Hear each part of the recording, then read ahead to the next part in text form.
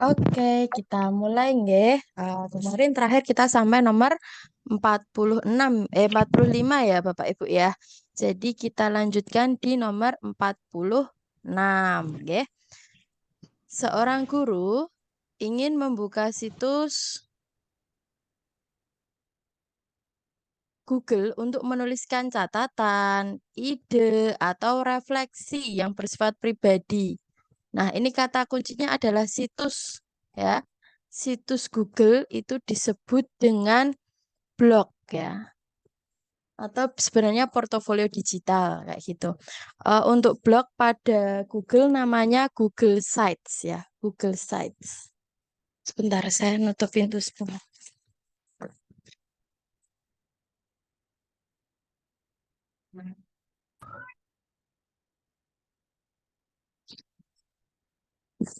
Saya lanjutkan di nomor 47. Seorang guru sedang bergoogling atau membuka situs Google untuk mencari informasi mengenai pembelajaran TIK. Pengertian googling, googling itu search ya, atau kita sedang search, mencari ya, menjelajahi laman. Itu adalah arti dari googling, mencari informasi di Google.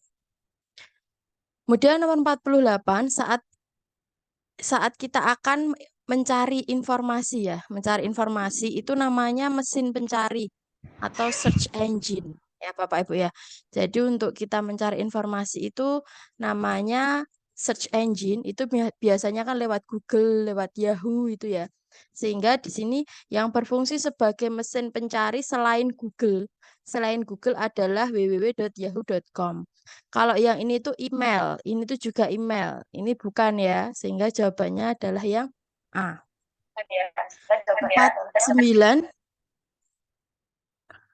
Seorang guru dapat menampilkan bahan tayang yang menarik perhatian siswa dalam pembelajaran. Tampilan bahan tayang itu sama dengan presentasi ya. Presentasi kita menggunakan Microsoft apa? Microsoft PowerPoint. Itu untuk presentasi. Berikut ini merupakan langkah-langkah pembelajaran dengan model Project Based Learning. Urutan yang tepat adalah ya. Nah, ini PJBL ya, Project Based Learning. Yang pertama adalah ini sudah urut Bapak Ibu. Jadi pertama pertanyaan mendasar, terus merencanakan proyek, menyusun jadwal, memonitor kemajuan, menguji hasil, dan mengevaluasi pengalaman. Ini sudah urut. Jadi urutannya itu ya. Dimulai dari sebuah pertanyaan, merencanakan proyek, jadwal, kemudian memonitor progres, kemudian menguji hasil, dan yang terakhir mengevaluasi pengalaman. Sekarang kalau problem based learning. Nah, ini kalau Bapak Ibu PPL pakai ini pasti hafal ya.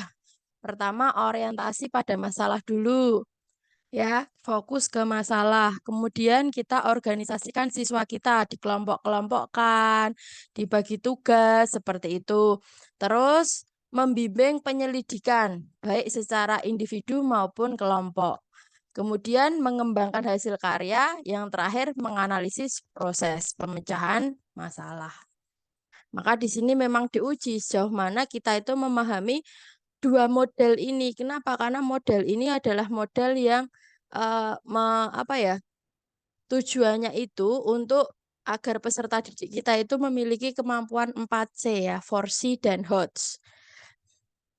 Selanjutnya 52.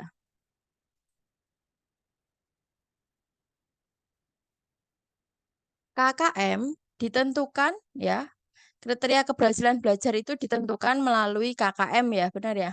KKM itu adalah nilai rata-rata setiap unsur. Nah, kalau Bapak Ibu sudah pernah membuat KKM pasti tahu ya, KKM itu ada 3. Yang pertama, kompleksitas atau kesulitan, tingkat kesulitan, kompleksitas. Kompleksitas dari apa? Dari indikator.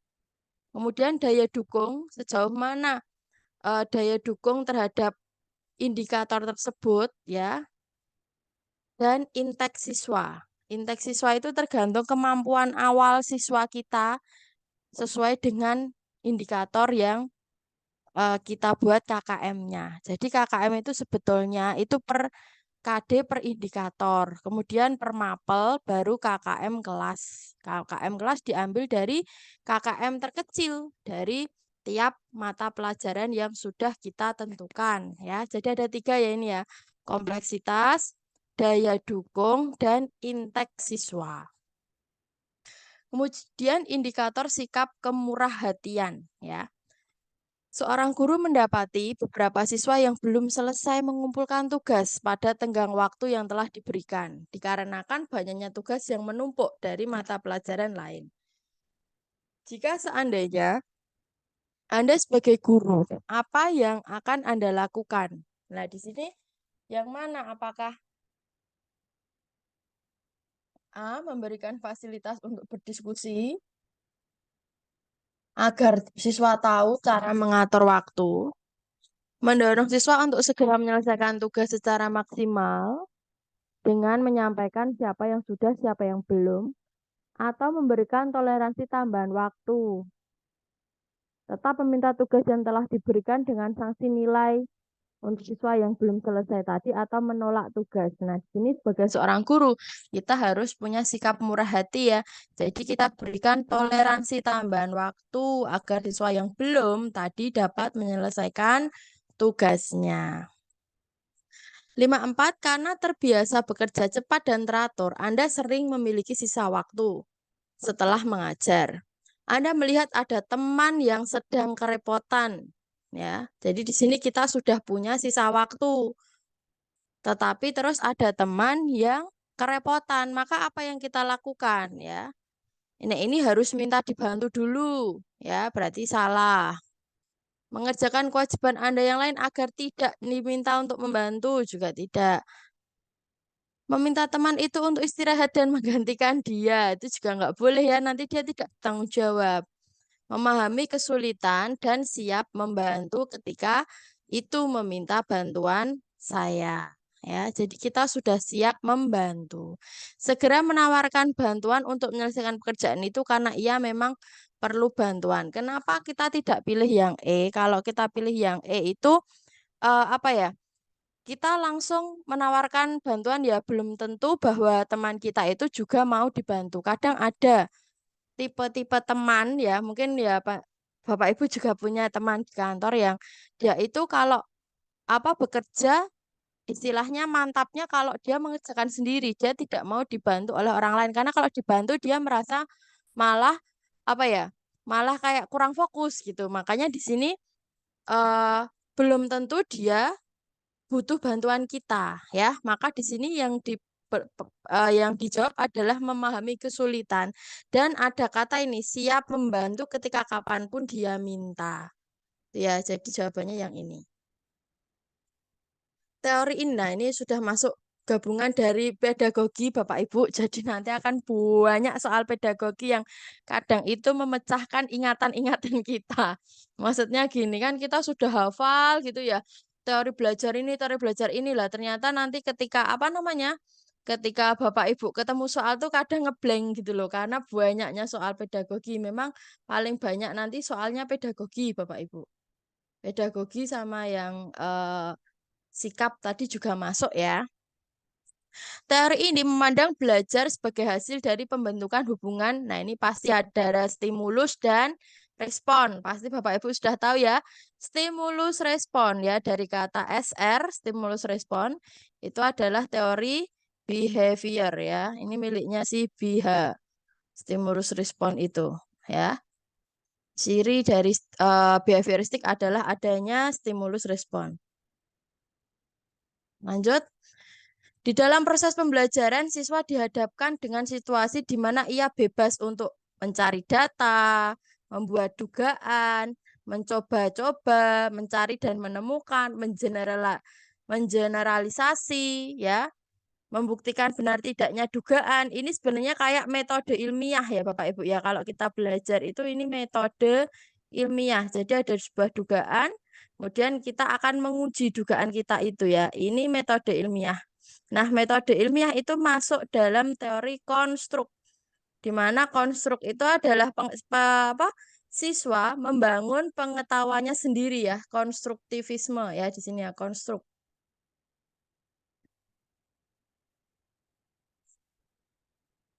konstruktivisme ya. Jadi konstruktivisme itu di mana siswa itu membangun pengetahuannya sendiri ya. Sudah dapat dua ya tadi ya. Yang satu stimulus respon. Stimulus respon itu behavior. Kemudian apa namanya? Metode ilmiah ada langkah-langkah ini. Itu adalah konstruktivisme. Selanjutnya, menurut teori ini, peranan guru dalam pembelajaran adalah sebagai fasilitator, motivator, dan memberikan kesadaran mengenai makna kehidupan kepada siswa. Teori belajar ini berusaha memahami perilaku belajar dari sudut pandang pelakunya. Jadi ini lebih kita sebut dengan kita memanusiakan murid kita. Jadi kita memandang segala sesuatu dari sisi murid. Ya, bukan dari sisi guru, bukan dari sudut pandang guru, tapi dari sudut pandang murid. Ini disebut teori humanistik ya, atau kita sebut dengan memanusiakan manusia ya. Memanusiakan manusia. Jadi kita memandangnya itu adalah kita fokus menggunakan sudut pandang murid kita, bukan sudut pandang kita sebagai guru ya. Misalnya gini, kita beri pertanyaan murid, loh kok murid kita itu belum bisa. Kalau kita harus menggunakan sudut pandang guru, maka kita akan masa loh gimana toh itu murid saya itu kok enggak bisa gitu ya. Tapi kalau kita menggunakan sudut pandang murid, coba bagaimana perasaan murid yang tidak bisa menjawab tadi. Nah, maka kita akan mengubah pertanyaan kita lebih sederhana supaya si murid tadi bisa menjawab. Nah, misalnya kayak gitu, maka kita sudah memanusiakan manusia. 58. Pada masa kini, siswa dituntut untuk dapat belajar setiap saat dan bisa terjadi dimanapun. Hal ini terjadi karena kemajuan teknologi yang memungkinkan belajar jarak jauh atau dalam jaringan. Ya, dalam jaringan atau disebut daring. Daring itu teori apa? Cyber. Ya, cybernetic ya. Bisa nanti ini juga keluar dulu saya soalnya pas dalam masa pandemi pembelajaran menggunakan media video virtual atau tatap maya. Nah, itu berarti juga masuk ke cybernetic. Teori belajar selanjutnya yaitu pendapat yang menyatakan bahwa pengetahuan atau pengalaman yang baru dapat dikaitkan dengan pengetahuan yang lama yang sudah ada di dalam struktur kognitif. Itu namanya kognitivisme. Jadi gini, di teori kognitif ini, kita percaya bahwa yang namanya pikiran anak, ya ini misalnya seorang anak itu, dia sudah punya pengetahuan di dalam otaknya sini. Ya, di dalam otaknya dia itu sudah punya pengetahuan dulu. Misalnya, seorang guru ya, kita mau mengajari tentang apa namanya perkalian. Maka di pengetahuan lama ini, anak itu kan sudah tahu tentang penjumlahan ya. Misalnya 2 ditambah 2, dia tahu bahwa 2 tambah 2 itu adalah 4. Nah, ini struktur kognitif lama yang ada di otak dia. Kemudian kita masukkan struktur kognitif baru. Kita kenalkan bahwasanya, misalnya ya, 2 tambah 2 tambah 2 ini artinya 2-nya ada 3. Berarti ini artinya 3 kali 2. Nah, ini dia menghubungkan struktur kognitif lamanya dia dengan struktur kognitif atau pengetahuan yang baru diperoleh. Nah, ini yang kita sebut dengan teori kognitivisme. Jadi kita tidak bisa, Bapak Ibu, mengajarkan sesuatu ke murid kita tanpa kita memanggil atau mengingatkan tentang struktur lama yang sudah ada di otak dia. Sehingga nanti tidak terjadi konektivitas ya di dalam pikiran peserta didik kita, gitu.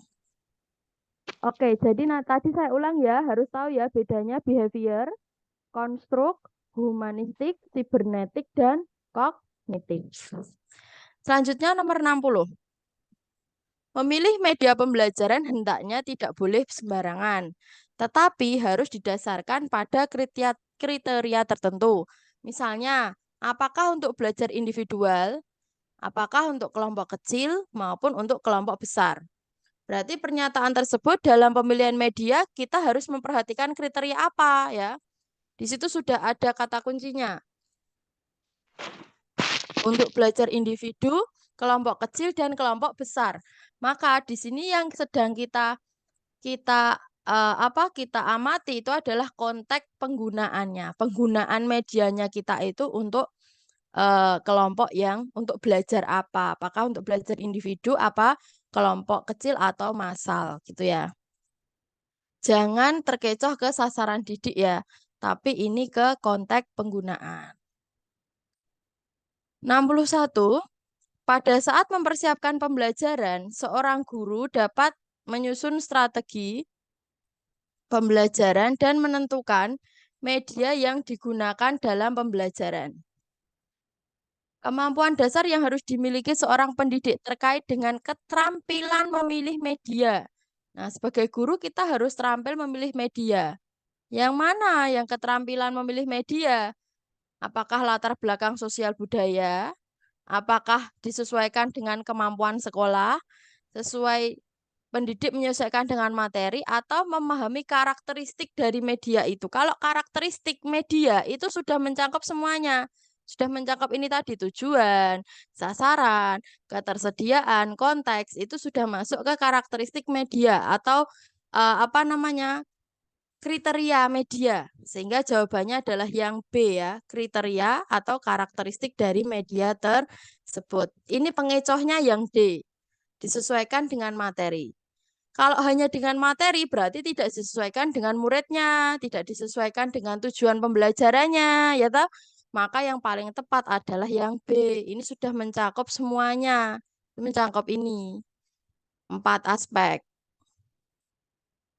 62. Pada saat mempersiapkan media pembelajaran, seorang guru harus dapat menentukan jenis media yang sesuai dengan materi. Benar ya? Jadi media yang kita gunakan harus sesuai dengan materi yang kita ajarkan.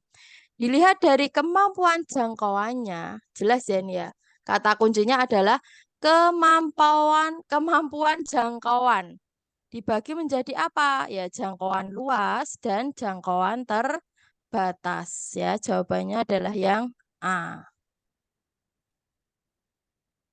Di ruang media tersedia berbagai macam media yang sudah berdebu dan agak usang. Sebagai seorang pendidik yang kreatif, sebaiknya dapat memanfaatkan media dan memilih media mana yang akan digunakan. Dia memiliki beberapa pertimbangan dalam hal ini. Pertimbangan dalam memilih media pembelajaran yang harus diperhatikan adalah, nah, ini kembali lagi Bapak Ibu. Di tes ini memang Bapak Ibu itu diuji sejauh mana Bapak Ibu itu bisa milih media pembelajaran. Apakah media itu sak-sae, istilahnya sembarangan aja kita pakai media? Kan enggak ya.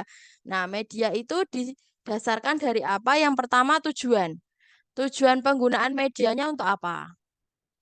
Yang kedua sasaran didik. Yang ketiga karakteristik media tersebut. Yang keempat waktu penggunaan medianya. Kemudian biayanya, ketersediaan media, konteks penggunaan, tadi apakah untuk individu, kelompok, dan yang terakhir adalah mutu teknis. Jadi ada pertimbangannya sebanyak 1, 2, 3, 4, 5, 6, 7, 8. Ada 8 pertimbangan yang kita pilih dalam memilih media pembelajaran. 64. Seorang guru harus mampu memanfaatkan media pembelajaran dan sumber belajar. Gini aja ya berarti ya. Dan sumber belajar untuk mencapai tujuan pembelajaran secara utuh ya. Pernyataan berikut yang benar terkait dengan media. Sekali lagi ini adalah media ya. Kata kuncinya adalah mampu memanfaatkan media untuk mencapai tujuan pembelajaran. Berarti medianya harus bagaimana? Maka medianya harus membawa pesan dalam suatu kegiatan pembelajaran. Ini salah, media pembelajaran paling baik pasti TIK, belum tentu. Ya, sebuah media dapat digunakan untuk semua kegiatan, juga salah. Memilih media tidak perlu banyak pertimbangan, ini juga salah ya. Pasti kalau yang ini mah gampang ya. Jawabannya yang pasti yang C. Bapak Ibu ini memang ada banyak soal, maka kalau ini soalnya saya rasa masih gampang, maka saya next aja lah nanti ketika mungkin perlu apa penggalian makna lebih mendalam akan saya jelaskan lebih detail ya. Kalau ini kan masih gampang. 65, setiap materi pembelajaran itu punya tingkat kesukaran. Benar ya, ada materi yang mudah, sedang, bahkan sulit. Untuk memudahkan peserta didik memahami materi yang memiliki tingkat kesukaran tinggi, guru sering memanfaatkan media pembelajaran, misalnya media gambar atau video sistem peredaran darah. Kita fokusnya ke situ ya. Untuk apa sih sebenarnya kita menggunakan gambar dan video sistem peredaran darah? Ya, pasti untuk membuat konkret konsep yang abstrak. Karena kalau kita hanya menjelaskan bilik kanan, bilik kiri, serambi kanan, serambi kiri, ini terus ke jantung, ke paru-paru. Kalau peserta didik tidak diberi gambar, tidak diberi video, kira-kira apa yang terjadi dalam pikiran dia? Ya, pasti dia akan merasa ini apa ya? Kayak gimana toh serambi itu? Jalannya darah tuh gimana gitu ya. Tapi kalau kita pakai gambar, kita pakai video, dia bisa benar-benar melihat nyata konsep abstrak yaitu sistem peredaran darah. Sehingga ini jawabannya adalah yang B. Kalau menampilkan objek yang terlalu besar, ya itu misalnya kayak ingin apa itu loh peta atlas itu kan kalau kita mau mengamati tentang bumi ya enggak mungkin toh. Nah, maka kita menampilkan objek yang terlalu besar. Menampilkan objek yang tidak dapat diamati dengan mata telanjang misalnya tentang tata surya itu kan juga bisa ya. Membawa objek yang berbahaya misalnya mau menjelaskan tentang harimau kayak gitu kan cukup kita lihatkan video seperti itu. Maka ini ada fungsi media ini juga sering keluar ini ya peredaran darah itu tujuannya membuat konkret konsep yang abstrak. Next nomor 66. Media memiliki fungsi dan manfaat bagi pembelajaran. Hal ini dirasakan juga oleh guru dalam membantu pembelajaran menjadi lebih efisien dan efektif. Misalnya, saat guru ingin menjelaskan suatu konsep yang luas dan besar, dia tinggal menggunakan medianya saja. Ya, jelas ya. Konsep yang luas dan besar, bumi, candi ya contohnya ya. Nah ini, menampilkan objek yang terlalu besar, misalnya pasar, candi, maka cukup kita pakai foto atau video ya. Lanjut, kita masuk ke indikator sikap kemurah hatian. R adalah siswa kelas 6 SD yang pintar dan rajin menolong. Ayah R sudah meninggal dan ibunya mencari nafkah sebagai pedagang kue. Seringkali R tidak masuk sekolah karena harus membantu ibunya berjualan.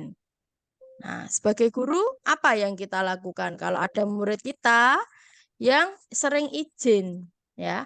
Apakah memberikan yang sebagai bantuan secara sukarela tiap bulan, uang ya ini maksudnya memberikan uang, apakah memperbolehkan sesekali tidak masuk karena untuk menolong orang tua bekerja, tetap tidak memperbolehkan memberikan penjelasan arti penting aturan sekolah, ya, atau yang E, memberikan penjelasan pada R dan ibunya tentang arti penting dan aturan sekolah serta mendiskusikan bersama masalah yang dihadapi. Ya, jadi A sampai E ini A sampai E ini yang pasti ini enggak akan kita pilih kan yang ini ya. Nah, kan antara A, D sama E. Ya. Tapi kenapa E adalah yang terbaik, Bapak Ibu? Karena di sini ada ini, ada diskusi bersama. Ya. Jadi biasakan ketika mengambil sebuah keputusan, jangan langsung keputusan itu kita ambil. Ya. Tapi kita bisa berdiskusi. Kita bisa berdiskusi dengan ibunya si R tadi, ya, berdiskusi bersama tentang masalah yang dihadapi sehingga dari diskusi tersebut akan tercapai sebuah solusi. Sehingga jelas jawabannya adalah yang E. 68. Pada rapat desa yang dipimpin kepala desa, sedang mengidentifikasi program desa yang akan didanai melalui dana desa. Ya, ini jadi kayak rancangan anggaran desa gitu ya. Sebagai guru, program apa yang akan Anda usulkan? Ya, sekali lagi sebagai guru, jelas yang ini adalah membangun fasum untuk memfasilitasi anak usia dini. 69. Ada siswa yang kurang bergairah belajar di kelas Anda.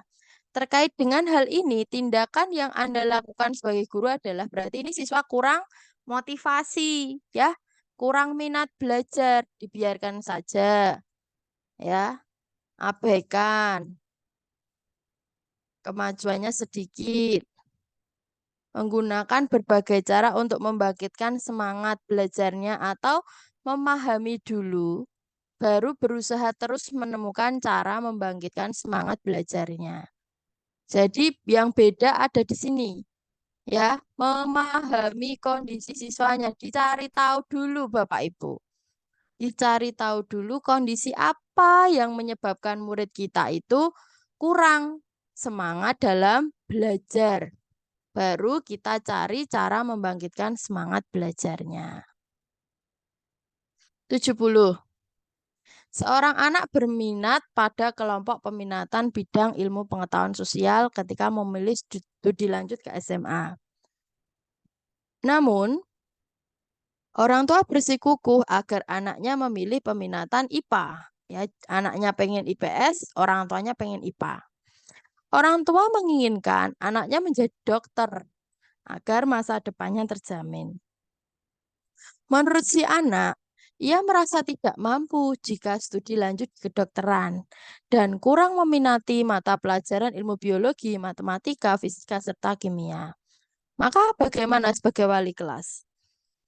Nah, ini sekali lagi, jangan karena Bapak Ibu itu guru SD, terus merasa nanti soalnya itu juga hanya sekedar masalah tentang guru SD. Ya, itu salah. Jadi nanti akan ditemui soal-soal kayak gini. Soal kok kasusnya itu anak SMA, soal yang kasusnya itu bimbingan konseling anak SMP. Ya karena sebagai guru SD kita juga harus bisa menjadi guru bimbingan konseling ya. Maka di sini kasus gurunya secara umum Bapak Ibu.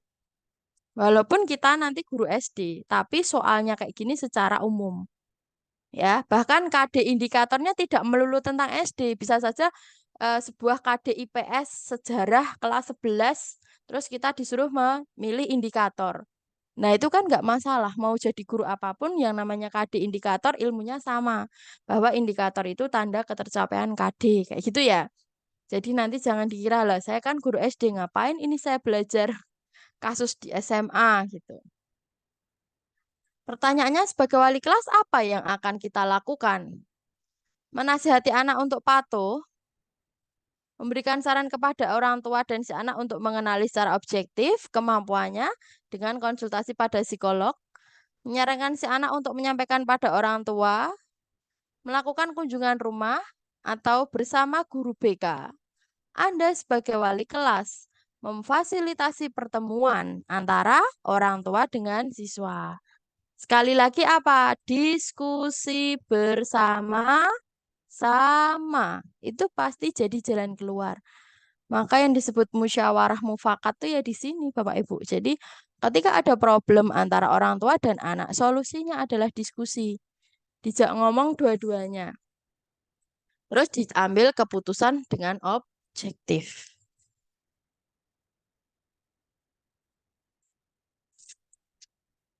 Saya lanjutkan nomor 71. Seorang peserta didik mampu mendengarkan informasi yang disampaikan oleh guru. Tetapi pada saat ditanya, ia tidak mengerti apa yang ia dengar. Ya, bisa dengar, tapi ketika ditanya, maksudnya apa, dia nggak ngerti. Peserta didik tersebut mengalami kesulitan apa? Kesulitan belajar di sini sudah dituliskan, Bapak Ibu. Yang pertama, kesulitan belajar akademis. Ini hubungannya dengan membaca, menulis, dan berhitung. Itu namanya kesulitan belajar akademis. Gangguan simbolik itu mampu mendengar tapi tidak ngerti apa yang ia dengar, mampu melihat tapi tidak mengerti apa yang ia lihat, dan gangguan gerak-gerik. Itu namanya gangguan simbolik. Kalau gangguan non simbolik itu kesulitan memahami isi pelajaran yang telah ia pelajari sebelumnya. Itu ya bedanya ya. Jadi kalau di sini jelas dia bisa dengar tapi nggak ngerti apa yang ia dengar, maka itu adalah gangguan simbolik. Nah, ini masuk lagi ke ini enggak ya? Ini 71 ini enggak nanti. Ini 72 yang ini ya, 72. Ini kepecah. Kita ke 72 dulu ya. Perbedaan antara konseling dengan wawancara ya. Apa tujuan konseling itu sekali lagi apa? Mengatasi kesulitan. Jadi konseling itu kita atasi kesulitan yang ada pada peserta didik kita. 73. Sebentar ya.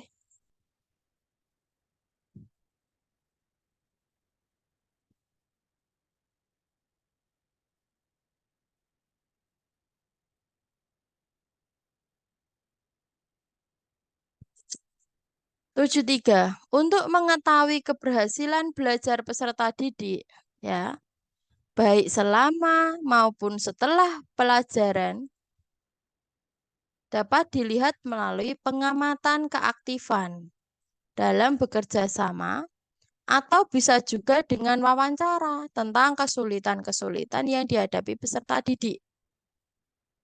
Pertanyaan-pertanyaan yang dapat menjelaskan tentang hasil wawancara atau pengamatan diantaranya, kembali lagi, ini tujuannya untuk apa? Mengetahui keberhasilan belajar. Ya, mengetahui keberhasilan belajar.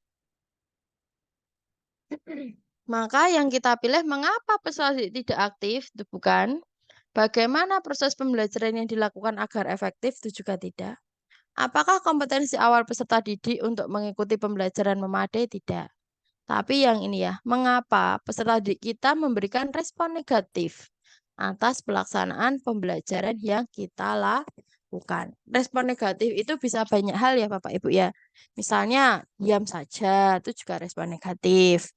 Bermain, respon negatif ya. Atau menggambar, justru ketika dijelaskan guru dia justru menggambar. Nah, maka itu semua respon negatif. Kalau ini mengapa peserta tidak aktif? Berarti aktif, tapi aktif yang lain kan juga termasuk tidak tercover di sini. Ini hanya menjelaskan tidak aktif saja.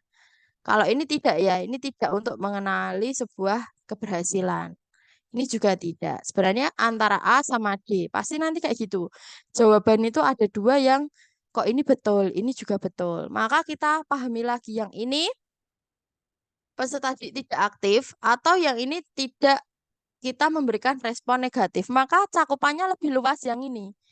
Lebih luas respon negatif ya, karena respon negatif itu segala jenis respon yang tidak baik. Kalau ini hanya tidak aktif saja. Ya, berarti yang D. Ini soalnya nomor 74 ada di atas ini ya. Jadi ini 74 soalnya yang ini gitu ya. Saya buka yang atas dulu. Ketidaksadaran dapat digunakan dalam proses bimbingan yang dilakukan oleh guru pada individu dengan harapan dapat mengurangi impuls-impuls rangsangan-rangsangan dorongan ID yang bersifat irasional sehingga berubah menjadi rasional. Pernyataan di atas merupakan teori. Nah, kalau ada ID, ada ego, ada superego, itu adalah teori psikoanalisis ya, Bapak Ibu ya. Ini sudah disebutkan di sini bedanya. Ini saya jawab dulu kalau ada kata ID, ego, superego itu masuk ke psikoanalisis yang dikemukakan oleh Sigmund Freud yang menganalisis psikologis manusia. Jadi, psikologis kita, manusia itu didasarkan dari 3 hal. Ya, ada ID, identitas diri, ego, dan super ego atau insting. Kalau teori ekologi itu tentang apa? Interrelasi, adanya relasi antara eko itu berarti lingkungan ya, antara makhluk hidup dengan lingkungan. Lingkungan apa? Ya banyak, lingkungan biologi, lingkungan psikologi, lingkungan kultural. Itu namanya teori ekologi. Kalau etologi itu menekankan dipengaruhi oleh biologi saja terkait dengan evolusi dan ditandai oleh periode yang penting atau peka. Jadi kalau etologi itu sekali lagi dipengaruhi oleh biologisnya manusia, ya. Tapi kalau eko itu hubungan manusia dengan lingkungan. Kalau psikoanalisis itu tentang psikologi manusia. Nomor 75. Nah, teori belajar lagi, ya kan? Ini belajar merupakan sebuah proses. Nah, proses itu berarti ada pengetahuan lama, pengetahuan baru yang terkoneksi di dalam akal pikiran manusia. Tadi teori apa? Teori kognitif. Kalau ini jelas ya, nggak tak bahas lagi ya. Stimulus respon, jelas. Behavior.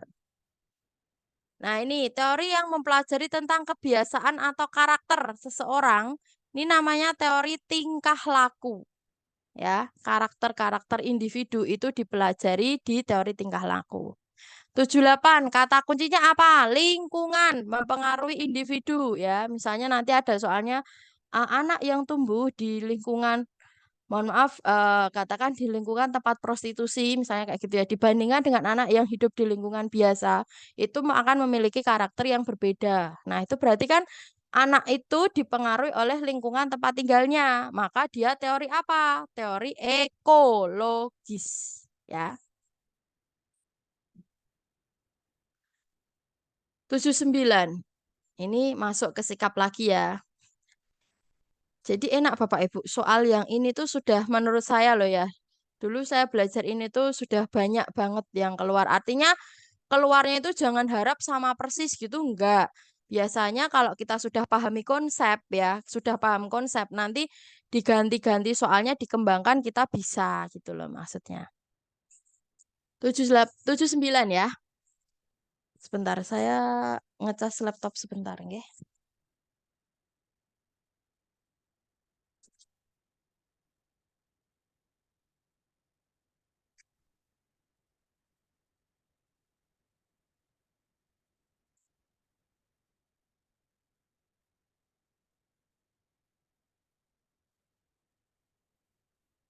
Oke, saya lanjut di nomor 79. Tetangga Anda memiliki anak yang menyandang penyakit genetik sehingga jalannya agak pincang. Ketika menginjak usia SMP, anak itu mulai tidak percaya diri karena tidak kuat dibully temannya. Tragisnya, anak tersebut tidak naik kelas sehingga mogok, tidak mau melanjutkan sekolah. Meskipun Anda bukan guru dari anak tersebut, apa yang akan Anda lakukan? Menasihati orang tua atau menyarankan melakukan konsultasi pada anak tersebut agar lebih pede dan mau sekolah lagi, mendatangi sekolah anak atau menyarankan kepala sekolah anak. Nah, ini apa namanya? Ini bukan peran kita ya, walaupun menasehati itu ya baik, tapi kita tidak punya peran untuk itu ya. Mendatangi sekolah juga tidak. Menyarankan kepala sekolahnya juga tidak.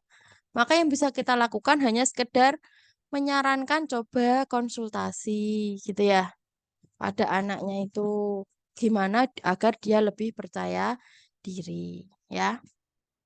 Jadi anaknya dijak konsultasi. Katanya di sini menyarankan. Jadi menasehati, menyarankan, mendatang itu kalau di sini lebih tepat menyarankan Bapak Ibu. 80, siswa-siswi peserta OSN dari sekolah Anda gagal meraih skor tinggi dalam uji coba OSN. Maka apa yang akan kita lakukan sebagai pendamping pasti akan apa? Akan belajar lebih giat lagi ya. Berarti di sini jelas merencanakan, menyiapkan dan menyelenggarakan latihan lebih intensif lagi. Lanjut di soal nomor 81, mempertahankan kekayaan Indonesia. Alam mampu memenuhi kebutuhan manusia, namun alam tidak mampu memenuhi keserakahan manusia. Berkenaan dengan itu, apa pesannya? Ya, berarti kita harus jelas ya ini ya, memanfaatkan SDA sesuai dengan kebutuhan. 82. Ada beberapa siswa yang terkesan acak-acakan dan kurang fokus dalam mengerjakan tugas-tugas sekolah, sehingga hasilnya tidak sesuai harapan. Wawasan budaya yang dapat diberikan oleh guru dalam konteks situasi tersebut adalah adanya nilai budaya bangsa lain dapat diserap untuk mendukung kemajuan bangsa, yaitu apa? Budaya belajar dan negara maju yang bekerja sama mesin, budaya melintas ke masa depan, budaya yang berorientasi masa lampau, budaya menerima penderitaan atau budaya mengerjakan sesuatu sebaik mungkin. Jelas ini yang E. Nah, ini masuk ke apa? Bapak Ibu masuk ke mapel ya ini ya. Ini sudah masuk ke profesional. Ya, ini saya pelan-pelan. Nanti kalau belum paham boleh tanya. Tekanan ke atas dari magma. Ya, magma itu berarti cairan panas yang ada di perut bumi. Gerak lempeng dan energi yang terkumpul dapat menekan lapisan kulit bumi sehingga terjadi pergeseran kulit bumi. Merupakan gejala apa? Nah, di sini kata kuncinya ada apa? Tekanan dari magma. Berarti tekanan dari magma itu disebut gejala apa? Gejala vulkanisme. Kalau tektonik itu apa? Tektonik itu adalah pergeseran lempeng bumi. Geser tok lempengnya. Ya. Kalau seisme itu gempa bumi. Kalau eksogen itu pembentukan kenampakan bumi dari luar. Endogen itu pembentukan permukaan bumi dari dalam. Jadi di sini ada dua jenis tenaga, yaitu endogen dan eksogen. Eksogen itu yang membuat kenampakan bumi dari luar itu berubah. Misalnya dengan adanya angin, ya toh? Angin misalnya ada gurun pasir nanti lama-kelamaan bisa berpindah itu ya, gunungan pasirnya, maka akan membuat kenampakan bumi menjadi berubah karena angin. Kalau karena air, bisa terjadi karena erosi, abrasi, glacier, karena es, sinar matahari, dan oleh organisme. Prosesnya berupa apa? Pelapukan. Pelapukan batuan ya oleh angin, air, manusia, tumbuhan. Erosi tadi sudah pengikisan oleh air. Pengakutan, sedimentasi, ya sedimentasi batuan. Tapi kalau tenaga endogen itu dari dalam perut bumi. Bisa berupa gempa bumi, peristiwa gunung meletus ya, vulkanik itu berhubungan dengan gunung berapi, atau tektonik itu hanya bergeser lempengannya. Kalau pada kasus ini karena adanya tekanan ke atas dari magma, maka jawabannya adalah vulkanik. 84. Pertanyaannya penyebab terjadinya banjir di daerah kota. Apa ya yang menyebabkan banjir di daerah kota? Kita baca teksnya. Pada Januari 2013, sebuah wilayah yang sangat luas di Jakarta terkena banjir. Pada bulan Februari 2017, Jakarta diganggu oleh banjir besar. Nah, kira-kira apa? Apakah semua lahan tertutup bangunan, sistem drainase, banyak pemukiman kumuh? Ya, namanya banjir itu pasti karena ini ya, karena sistem drainase, perairannya bagaimana sistemnya. Sehingga menyebabkan terjadinya banjir. Adanya pergeseran kerak bumi. Nah, kerak bumi. dapat terjadinya apa ini? Pergeseran lempeng bumi tadi berarti gempa bumi tektonik. Lah ini sama persis dulu ketika saya pas ujian ya. Sama persis. Berdasarkan hasil sensus penduduk 2010, BPS, sebenarnya kalau saya sih kalau baca soal tuh langsung ininya Bapak Ibu. Kebijakan yang dapat dilakukan, saya tuh kayak gitu kalau baca soal. Ya, jadi semoga panjenengan juga nyaman ya kalau saya baca soal tuh di intinya dulu baru saya baca. Kebijakan yang dapat dilakukan untuk menyebarkan penduduk di Indonesia agar tidak berkonsentrasi di Jawa, Bali, Madura. Apa yang dilakukan? Supaya tidak terkonsentrasi di Jawa, Bali, Madura. Maka apa? Membangun pusat-pusat pertumbuhan di Indonesia. Jadi jangan hanya dipusatkan di mana? Di Jawa saja misalnya ya. Oh, di Makassar ada pusat-pusat pertumbuhan di Indonesia. Misalnya seperti itu. Maka dengan adanya pusat-pusat pertumbuhan, maka akan menyebar lama-kelamaan. Tapi kalau hanya semua di Jawa, Bali, Madura, maka pasti hanya terkonsentrasi di 3 pulau ini. Jawabannya berarti yang B. Selama periode ini, pelaksanaan program KB, terutama Jawa Bali, berhasil dengan baik. Nah, ini kayak yang terjadi di tahun ini ya. Benar nggak sih di tahun ini tuh murid-murid SD itu mengalami penurunan jumlah pendaftar. Ya, hampir di semua sekolah. Kalau tempat saya gitu. Jadi ada penurunan. Itu karena apa? Katanya karena KB-nya berhasil di tahun ini. Maka apa yang terjadi? Akan berdampak pada penurunan jumlah murid di tiap sekolah. Kan nggak ada muridnya ya di tahun itu gitu. 88 pada arus balik Lebaran tahun 2013, wilayah DKI Jakarta mengalami penambahan penduduk sebanyak lebih kurang 26.000 jiwa. Apa yang menyebabkan?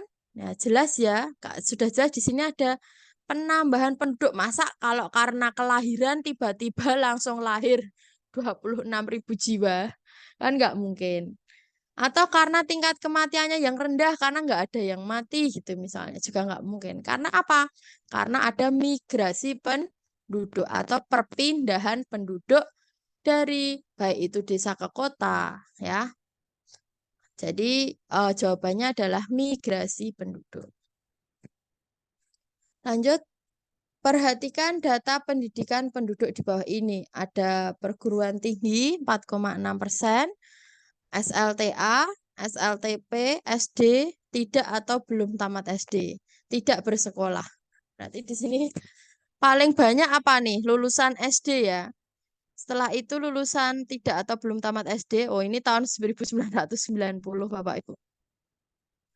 Berdasarkan tabel di atas, pernyataan yang paling tepat berkaitan dengan kualitas penduduknya ya jelas masih rendah ya.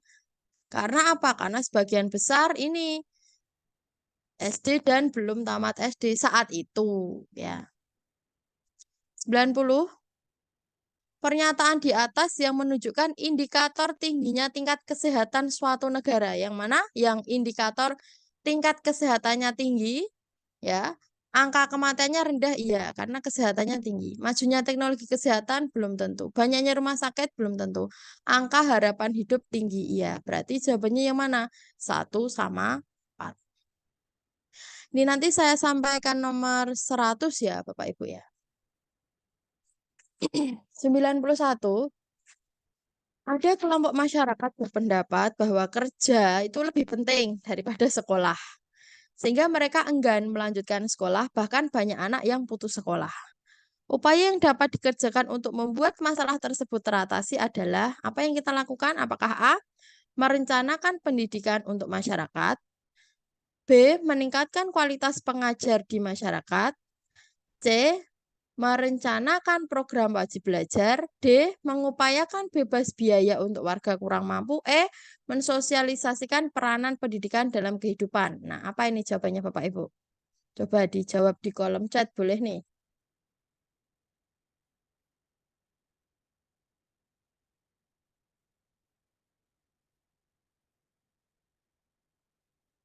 Ya, yang kita lakukan adalah apa nih?